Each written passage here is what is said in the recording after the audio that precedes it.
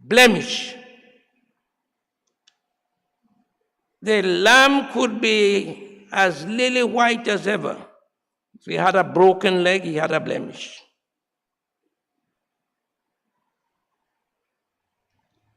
But the lamb could be completely black, without a spot of any other color. And he was a lamb without blemish.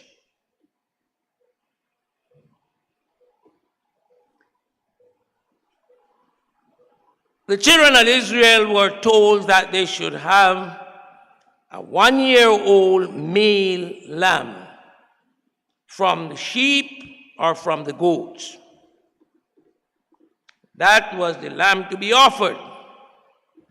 The meal must be eaten so that nothing would be left.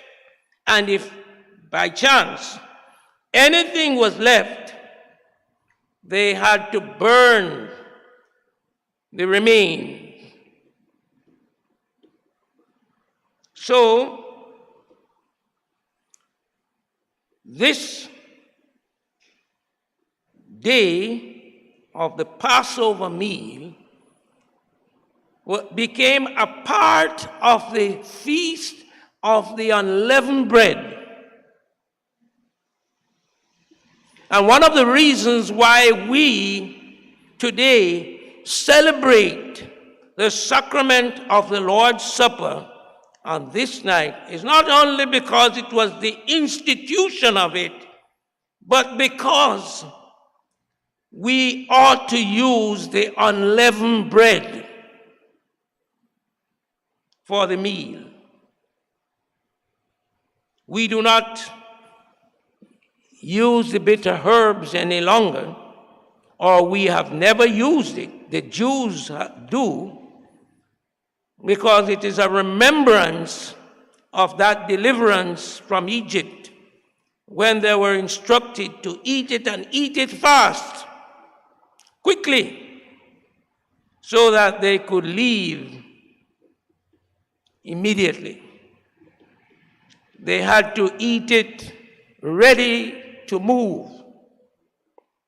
Their loins girded, sandals on their feet, staff in their hand, everything to travel.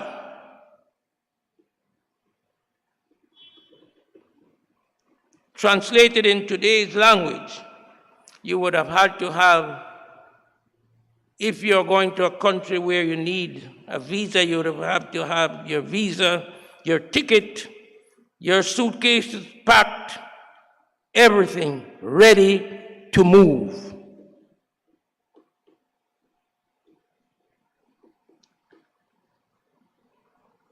This meal was also an opportunity, an occasion for the Israelites to remember the hardship they had gone through in Egypt. And so the unleavened bread that was used for the meal was constantly dipped. Jesus said, "It is one of the 12, one who's dipping with me in the bowl."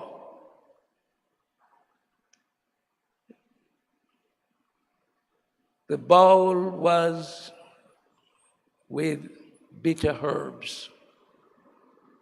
And so they dipped the unleavened bread that most naturally, or most likely, was without salt, as is our way for today. You dip it and you eat. You dip and you eat. The bitter herb reminded them of the suffering they experienced in Egypt. So Jesus made all the preparations. The first day, he told his disciples, "Go find a place and make preparation. They went, they found a place, as he said, and they prepared. Now, you and I today would more likely prepare the meal. But they had to make sure that nowhere in that entire room was there anything to defile them or the meal. The first thing needed to be removed completely from the room was the leaven. We call it yeast today. No leaven whatsoever should be found. So they had to sweep well and mop good to ensure that no leaven was there. But they had to also cleanse the place.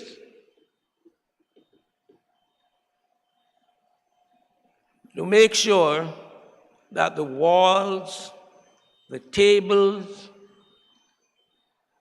in other words, the furniture, the utensils were all purified. Not just clean, but purified. So you can understand that Jesus would say to his disciples, go and prepare the place for us to eat the meal. That was why it was done that way. They had to prepare. And so, in preparing the place, they did not just remove the yeast or the leaven that by chance they could find, or any remaining portion of bread with leaven. Today, you and I would say any breadcrumbs had to be removed. And the place, having been purified, was ready for the meal. Note that this was not done on the day of the Passover. It was done before. So that on the Passover, all would be concentrated on the meal, the Passover itself.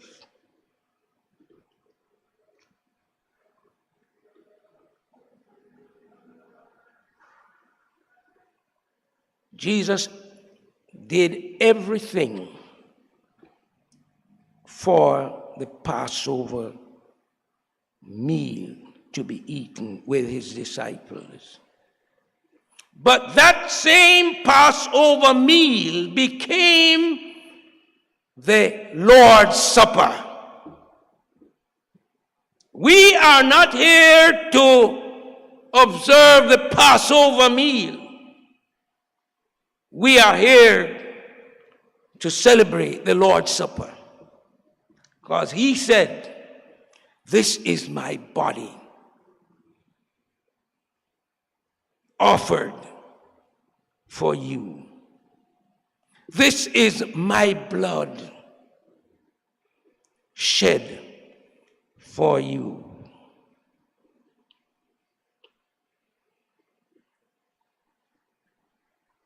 Before, it was the unleavened bread and the bitter herb. Before, it was the body, the meat, and the blood of the lamb. Now, it is the blood of Jesus Christ. The symbolism of it is what we have appropriated as Christians today. So whenever we approach, not we kneel there, when we approach the Lord's table, we do so bearing in mind that we are celebrating the Lord's Supper instituted on the night of his betrayal. We come here this evening more so, remembering that significant occasion. Remembering that we are celebrating his supper, in which he gave of his body and his blood for the forgiveness of the sins of you and me.